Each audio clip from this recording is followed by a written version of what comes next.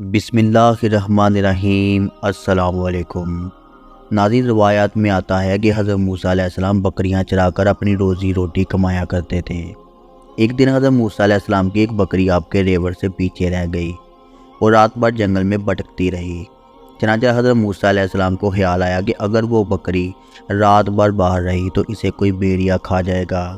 حضرت موسیٰ علیہ السلام اس بکری کی تلاش میں نکل پڑے اور ساری رات اس بکری کو ڈھونڈتے رہے، یہاں تک کہ آپ کے پاؤں مبارک پر چھالے پڑ گئے اور تھکان کی وجہ سے آپ کا سارا جسم دکھنے لگا۔ جب صبح کا وقت قریب آیا تو وہ بکری ایک جگہ پر تھک ہار کر بیٹھی ہوئی تھی۔ حضرت موسیٰ علیہ السلام نے اس بکری کو کچھ نہ کہا۔ حضرت موسیٰ علیہ السلام کی جگہ پر اگر کوئی اور چرواہا ہوتا تو وہ بکری کو مار کر مار ڈالتا، کیونکہ اس بکری کی وجہ سے وہ بہت پریشان ہوا ہوتا۔ مگر حضرت موسیٰ علیہ السلام اس بکری سے ذرا بھی ناراض نہ ہوئے اور بکری کو بہت زیادہ پیار کرنے لگے۔ اپنے ہاتھوں سے اس کے چہرے کو صاف کرنے لگے اور اس کے بال جھاڑنے لگے۔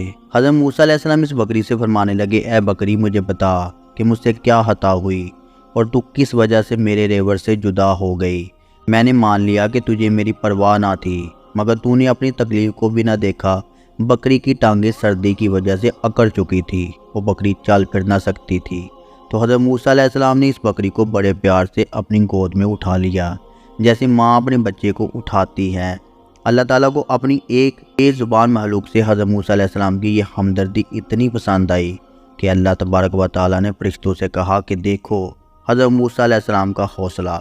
اللہ تعالیٰ کو حضرت موسیٰ علیہ السلام کی یہ ادا اتنی پسند آئی کہ اللہ تعالیٰ نے آپ کے اس صلہ رحمی کی وجہ سے آپ کو نبوت کا تحفہ عطا فرمایا اور آپ کو منصب نبوت پر فائز فرمایا، اور اللہ تعالیٰ نے حضرت موسیٰ علیہ السلام کو اپنی ہم کلامی کا شرف بھی بخشا۔